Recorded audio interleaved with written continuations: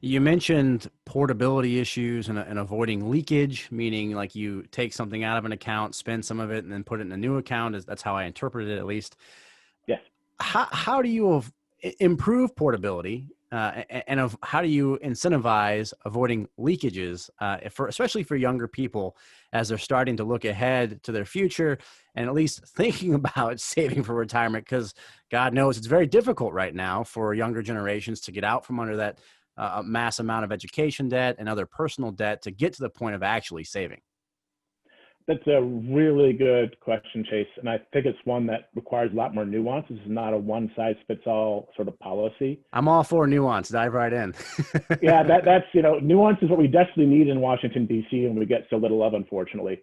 But when we start thinking about people with leakage, it's very tempting when you start changing jobs, especially when you're younger. Look at that money that's been saved in the defined contribution plan and just cash it out. Even take the penalty or use that money to pay off student loan debts or maybe for a down payment on a house, as opposed to rolling it over. And so on the policy side, we could do more things to make automatic rollovers more easy for people to do, where your employer can contact your employer and they can do the paperwork and you don't have to. That would sort of make it easier. And also just some educational materials to talk about the opportunity cost of what it means when you take out that money and having people think about their future self and their needs for retirement.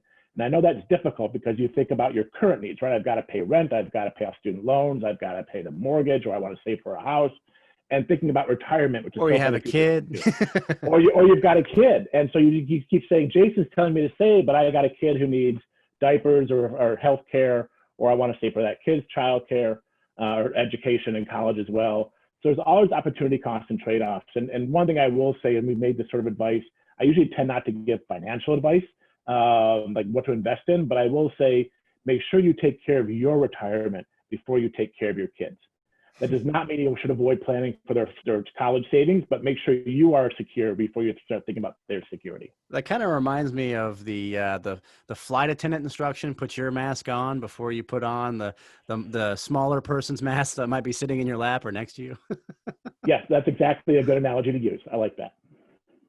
That whole thing about put on your mask has a whole new meaning now, too. I mean, you can't. Yes, in this instance, I'm talking about the oxygen mask that drops out of the. Right. Put on the other mask, the one that drops, not the one that you're already wearing. Yeah, that won't help you. Well, we mentioned security and Social Security. A lot of reports come out showing that the pandemic and its effect on the budget have accelerated the potential insolvency of the two Social Security trust funds a bit, but even without that acceleration, they were projected to go to become insolvent within 15 years or so, which is within the lifetime, and it's a short time. 15 years isn't as long as it used to be, and so Social Security becomes an important, Social Security reform becomes an important subject. And, I think that people are scared of that when they hear the term. They think, okay, this can't be good. I mean, I like Social Security, but when they say reform, something bad's gonna happen here.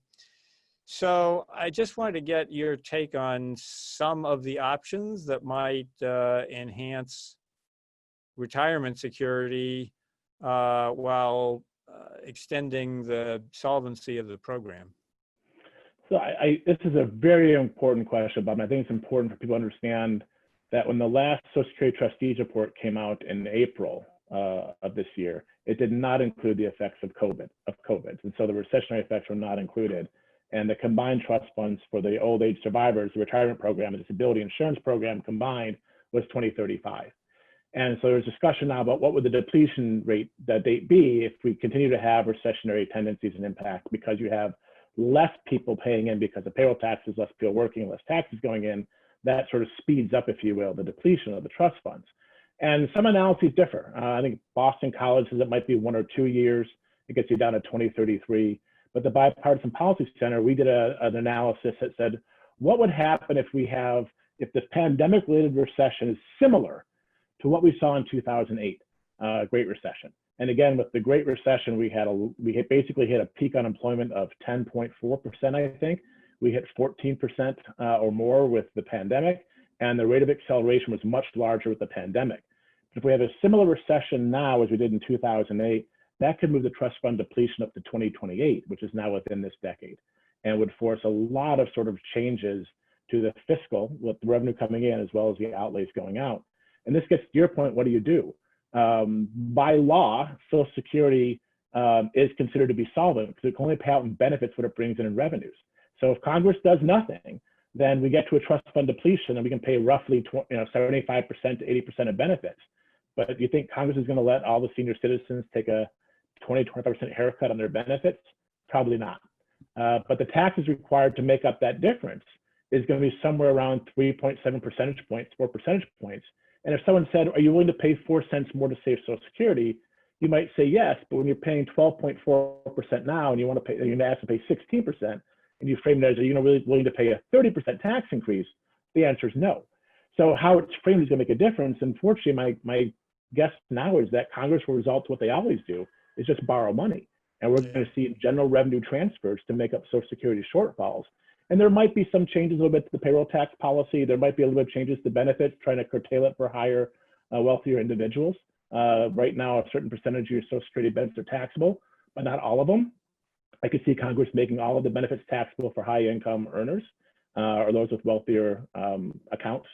But the leverage we have, this is not, the math is easy to sort of figure out. You'd have to raise taxes, reduce benefits, or a combination of the two, or borrow money, which means you're shifting the tax obligation away from payroll taxes, which are a defined contribution, to general society to pay for through borrowing and future tax increases later, whether that's on individual taxes or corporate taxes, or maybe we get a value-added tax.